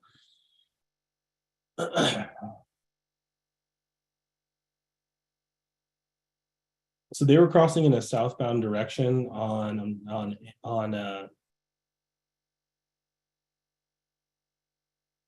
Ansel, but I'm looking at a photo to see if so I could orient myself. So it looks like they were crossing let's see here.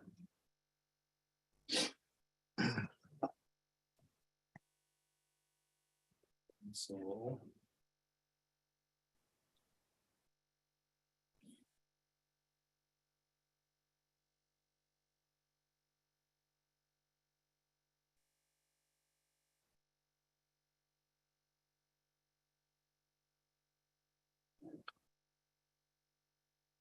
So they were coming from south. So they were walking southbound on Ansel in the crosswalk. So it's basically crossing Oak Grove towards Ansel southbound while the other car was going eastbound. So if they were in a crosswalk, then I think they would have been on the west side of Ansel, because that's one of the reasons I'm asking, just because that's a three-way intersection with a three-way stop. There's a paddle on the west, at the west stop sign in the middle with a ladder crosswalk. Then there's a crosswalk crossing Ansel, and then on the east side of Ansel crossing Oak Grove, there's no crosswalk, but there's a stop line for the westbound vehicles with a stop sign, of course. Correct. So, yeah. So if they were in a crosswalk, they would have probably been in the west crosswalk there. Yeah, So from what I that's- could yeah, tell I mean, from that's- this accident report is incomplete, so I'm sorry for the uncertainty, but it appears that that they were in the marked crosswalk that is the one you're describing, that like crossing, basically crossing Oak Grove southbound towards Ansel, which would have been the west side in the marked crosswalk. Essentially, that's just a driver that just did everything they weren't supposed to do, it appears. Okay. Any other questions about that collision? So the next one here, 10:19, 7:30 p.m. Howard and Arundel. Let's see.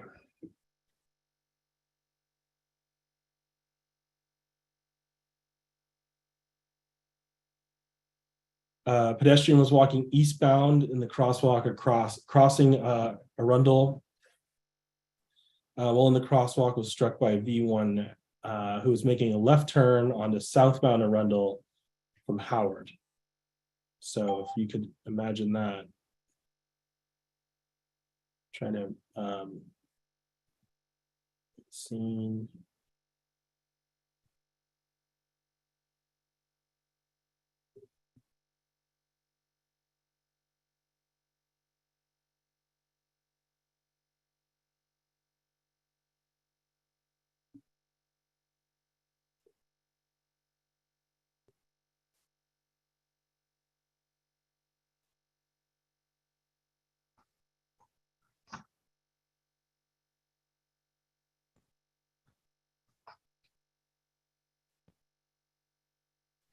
Yeah, again, left turn,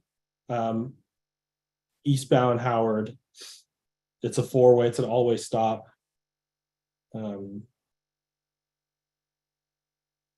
let's see, you guys can't, I guess I can't pull it up for you, but I was gonna try to pull up.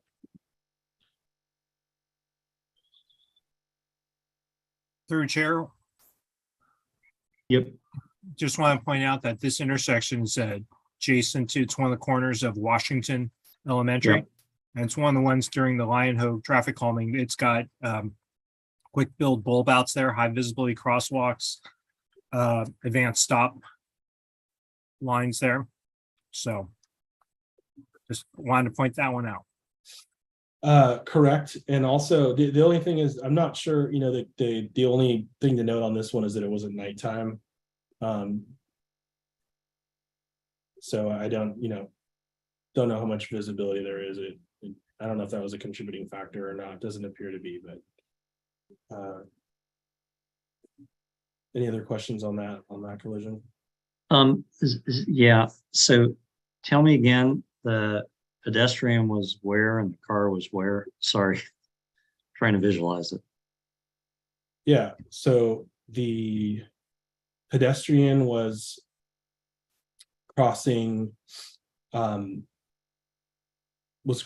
eastbound. So if you can imagine eastbound Howard on the south side of the street, was crossing eastbound across Arundel. And the vehicle was westbound on Howard and made a left turn onto Arundel. So it had been on a southbound Arundel. And again, low speed, but struck the pedestrian in the crosswalk. Okay.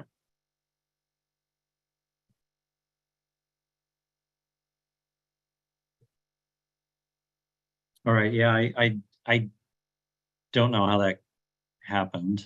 I walk that area frequently. It should have been, the pedestrian should have been visible, but next time I walk it, I'll look at it and see if there's something that like lighting or one thing I was thinking, there's ivy on the fence in the kindergarten yard there, but you know, making that left turn, they should have seen the pedestrian on Arundel. I don't think the ivy would have blocked their view at all. Okay. Yeah, I'm just trying to understand how that might have happened. Okay. Yeah, again, I don't know, and I was just reviewing it again to see their statements. But the only thing I can think of is maybe they didn't think that the vehicle was going to be turning left, or maybe the vehicle didn't signal. That wasn't noted in the collision. But you know, I would assume when they stepped off the curb, they probably assumed the vehicle was going to be going straight and not turning left. Otherwise, it really wouldn't have been safe for them to walk if there was a vehicle turning left. Yep. Commissioner Rebelos, you had a comment, question? Sure, just a comment. I just, you know, the previous one was the failure to stop at a stop sign. This one's failure to yield for a pedestrian. And what I note from both of these, though, is they're both improved intersections, and both of these were low speed, minor injury accidents. So I think driver attention is obviously an issue at the two of these, compliance for sure. But I think because of the improvements, we had minor injuries rather than a fatality potential. That's true. I mean, That's we'd my like comment. there to be Yeah. no pedestrian, pedestrian collisions, but and that location does remain on a list for us for additional enforcement just because of its proximity to the school. So, we do conduct stop sign enforcement and pedestrian enforcement there from time to time, and it's it's one of the ones that in just all the Lion Ho areas that that we do enforce. So Good to know. So the next one that's listed on here was 10:25 at 6:19 p.m. El Camino Real and Broadway. 29. Let's see.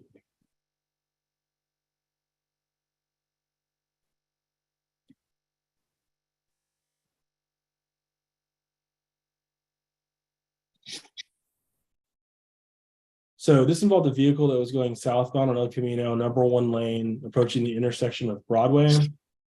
The vehicle came to a complete stop while facing a solid red.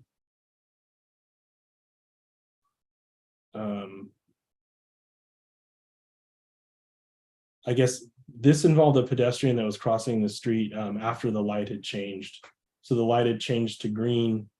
The pedestrian, entered the crosswalk after that, which was substantiated by a witness as well.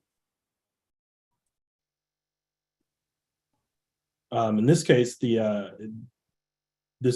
pedestrian was found at fault just because of not yielding the right of way after after the light had turned green.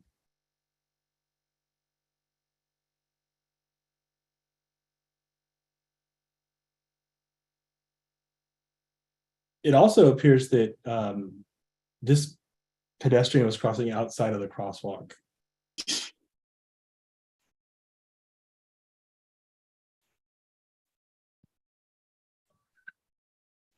Questions? Yeah.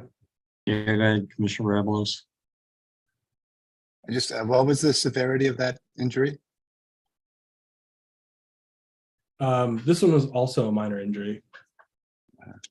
It was like right after the light had changed, so I think the vehicle was, basically accelerating from a complete stop. So it was it was minor, but still, I mean, any pedestrian accident on El Camino has the potential to be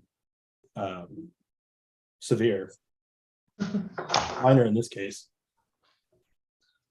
The pedestrian was crossing El Camino, right? Correct. Looks like slightly out of the crosswalk and after the light for traffic had turned green.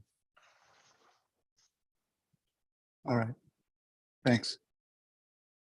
Whoops. And then those are the only ones that I highlighted, but if there's any other questions on here, it's important to note a couple of these were DUI collisions. I think 2 of them were.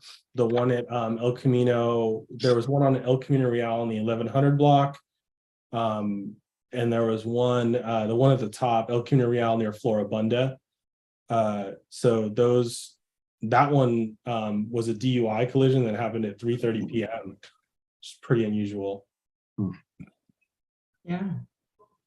But I do see some hands up. And there was also, if you noticed here, where it says hit and run misdemeanor, these ones here, there's one there. You probably can't see my cursor, I'm sorry, but looks like about the 4th or 5th one down and the very last one were hit and run collisions. So sometimes, like what the residents were saying, like if their car gets hit, they file a report with us or online. Those could be listed as like a hit and run collision. Commissioner Ng, you had a question. Yeah, actually, this is kind of a follow-up to the prior meeting. That accident that wasn't discussed, but because there's an ongoing investigation, have any further details come out about that one yet? Yeah, the problem is just that it's a criminal case with the DA's office, so we can't really speak on it at this time, I think, until the case is adjudicated. But I mean, I think a lot of sort of the problem was that our lieutenant was misquoted in the media. They said that there was like a turn. There was no turn happening. I could clarify that for you. The vehicle was southbound on California. But other than that, yeah, I mean, we can't really go into detail on it. No, understand. It was just more, had it gone to a point where you can't start commenting on it yet. So I guess we'll continue to wait. Right. So Sergeant Perna, the vehicle motorcycle accident, fifth one down. Primrose and Burlingame Avenue there. And no injury there, not even a minor, huh? No, I'm going to look that up right now, but I have a feeling that there's that motorcycle parking right there. I have a feeling that it had something to do with that. We'll check. Okay. Let's see, 2769.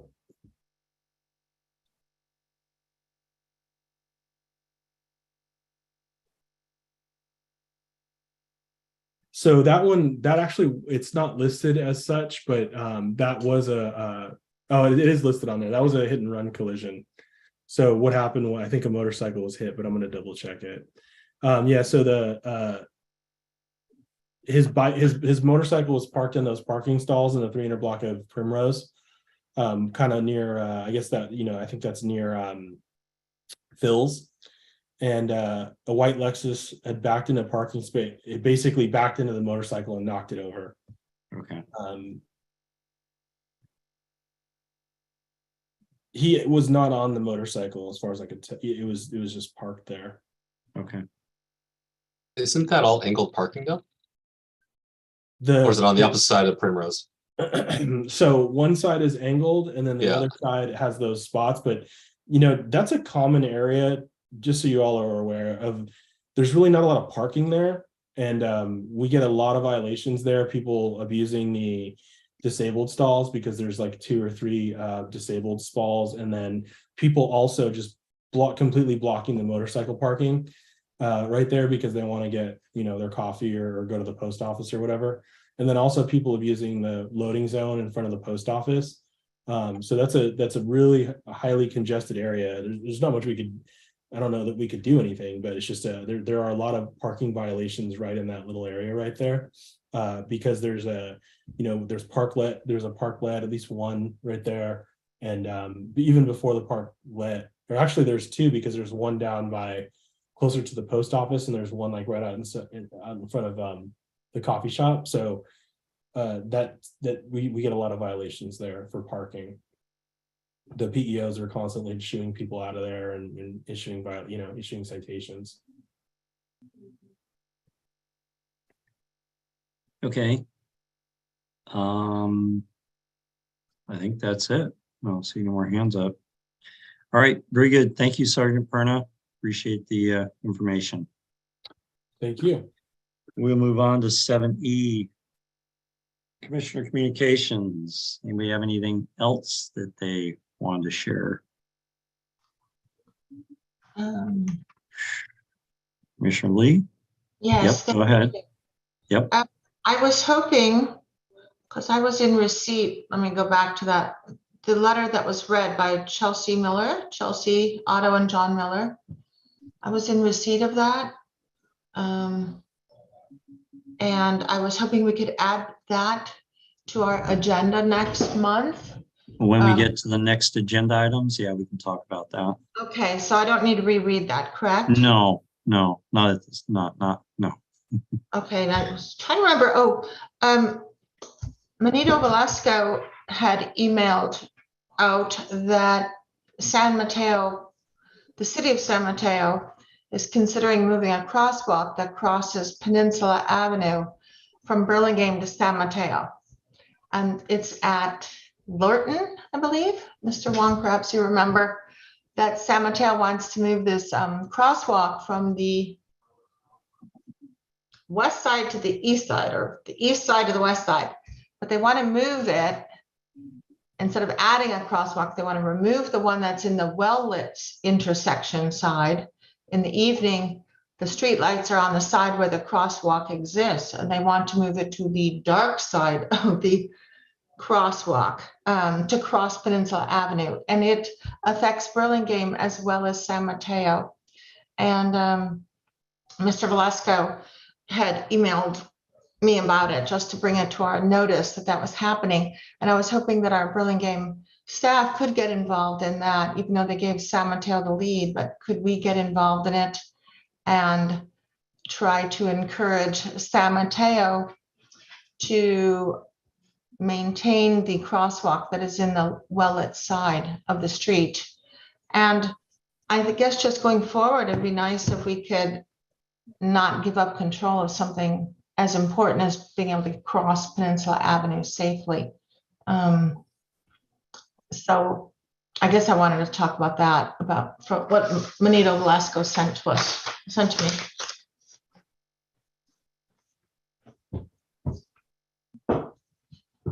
Mr. Wong, just to clarify, was it Peninsula or was it Bayswater? Through the chair, I believe that was the one at Peninsula. Okay. So perhaps if we something we put on agenda is something we could talk about. We do have a little bit more on that. We've been working with the city of San Mateo. All right, so we can add that maybe to an agenda or an engineer's report or something like that next Correct. month. It may be Okay. just that simple. Okay, that'd be great. Thank you. okay. Others, Commissioner Ing? Just to clarify, and it doesn't have to be answered now, but Mr. Wong, I think when you do go through that, if it's another agendized item, having a good understanding of the process as to how you work with the other jurisdictions to determine who controls kind of what happens where, I think would be super helpful from our perspective. That's it. Thanks. Okay. Let's see. I had a couple of emails, one from Mr. Rob Adams in the Lion Hogue area. Yeah. He had some comments about some of the traffic calming in Lion Hogue, and subsequently, I know Mr. Rob Adams. Lives down the street from me. I went and I spoke with him about it, and I told him that one of the things that we're likely to do is collect data on the impact of some of the traffic calming that we've done in Lion Hogue, to see what worked, what's a best practice, and what didn't work so well, and what could be improved on. But Mr. Michael Sy, responded right away to Mr. Adams, and that was very much appreciated when I saw that email come in. And then in addition, there was a concern. I got an email from Mr. Jay Kirschner about electronic speed detector sign that was broken in his area. And again, Mr. Sy responded right away and addressed his concern, and gave him some timeline on when they might get to fixing that sign. So that was much appreciated to Mr. Wong, that the rapid response, I think, appreciated by me and appreciated by the member of the public that provided those comments and concerns to us. So, and I think that's all I had for public comment. Yeah, Commissioner Lee, go ahead. Yes, thank you, Chair. I forgot I had an email from a neighbor, Samantha Stahl, who lives here on Concord Way. She is thanking us for the crosswalks in front of the rec department, the new rec department at Burlingame Avenue, and the ones on Anita in front of Lions Club on Burlingame Avenue. She likes the red paint that is extended in front of Burlingame Avenue at Anita, but she emailed and actually walked over there with me to, in front of the rec center, it's a three-way stop, and it's I think it's at Arundel. And the problem is that in front of the rec center, the red zone is very small, and Samantha is requesting that we extend it about 10 more feet, the red lining area in front of the stop sign, because lots of trucks park there and people park there, and that's where they cross. The kids all walk through Washington Park and cross there to go over to Washington School. Like they feed through the ends of those dead end streets like Concord and Vernon, and they cross there. So they were hoping to get more red paint there. It's about 10 more feet of red paint in front of the rec center. And then they were also requesting stop lines, because it's really hard for them, for the cars, they inch into the crosswalk. So she was hoping for stop lines in front of the rec center, as well as 10 more feet on the north side of Burlingame Avenue in front of the rec center. Is that something we could work on, Mr. Wong? I can forward the email if you'd like.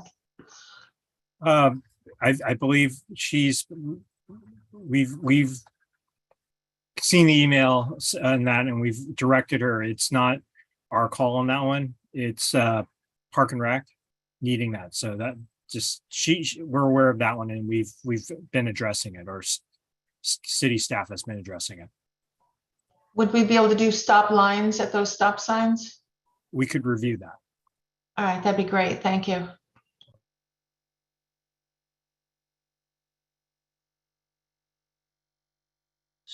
All right, if there's nothing else, Commissioner Lee, there you go. Thank you. We'll move on to section 8, or item 8, committee and subcommittee reports. Anybody from the public want to comment on our committees? Now's the time. If not, I will close the public section of our committee reports, and I'll move on to Burlingame Avenue Safety and Access, Lee and Ing. Commissioners Lee and Ing. Anything to report?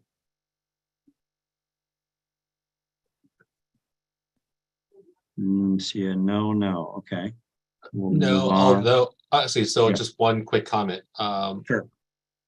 Also to link to the agendized item that Commissioner Lee was mentioning for next month. That crosswalk between California and, was it Peninsula?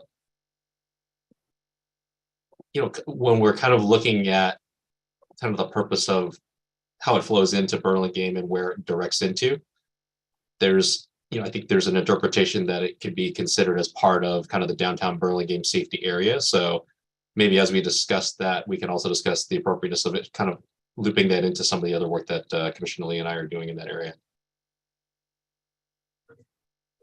Okay. Good point. Anything else on Burlingame Avenue Safety and Access? Okay, BPAC, we already heard. Commissioner Rebelos or Commissioner Lee, anything else to add to Ms. Beatty's report? I think we've got a good. I have nothing. Okay.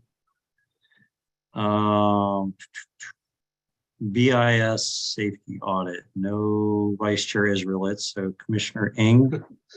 No, I think the latest revisions are still with Andy in the city. So I think we're still waiting to hear some more feedback. Believe they're going to be meeting with BIS and some of the school officials before circling back. But Andy, correct me if I'm wrong. I think the three of us need to sit down because I shared an additional concept with you guys. And I think Commissioner Israel was out of town, so we're missing each other. So once we get together, we can talk about that. Again, trying to put something forward to the school so we can come back here. Yep, sounds good. Yeah. I was hoping to have it done before the school year started, but I think the Mercy school traffic calming is setting the pace, Mr. Wong and Commissioner Ing. So you guys need to get on it and close things out like we did. I mean, my daughter's a 7th grader, so I have a vested interest in getting this done a lot sooner rather than later. So I hear you. Yeah. Yeah, let's hopefully we can prioritize and get it back to our commission soon and have some good traffic calming things to recommend. So the Mercy School traffic calming, we heard about it tonight. I think we're done with this subcommittee, but I'll wait till next month when Vice Chair Israel is back, and then we may want to disband this. I think we're done with our work, but we can talk about that next month. And you can always reconvene or reappoint another committee if we want to revisit traffic calming in the area again. And through the chair, this committee, we can talk and see if you beforehand, if you want to have one meeting before we determine the next committees, setting those up. We could talk to see if you think we're done with this one. Yep. Okay. And then Highway 101 corridor connectivity, Commissioners Lee and Rebelos. We didn't have a meeting this month. Yeah. All right. Mr. Wong, there were a few future agenda items that were brought up. Item 9 now. Did you take note of that? Or Ms. Brewer maybe has notes of that. We'll want to discuss if we can get those on the agenda next month, in addition to voting for chair and vice chair. Correct. We can talk about that. We've got the list of those, and then I'll give you more details on some of those that we have a little bit on, but can't discuss. Okay. Do you have anything else in your hopper that's going to pop up, pop out and pop onto our agenda next month? Through chair, not for next month. I mean, this is where everything starts slowing down a little bit before it picks back up at the beginning of the year. All right. So Commissioner Lee's suggestion, And maybe we'll see something on BIS. Okay.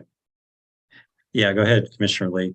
Yeah, I just wanted to confirm that we would have, that we would do the parking garage, the new parking garage, and also discuss the Peninsula Avenue crosswalk that joins San Mateo and Burlingame.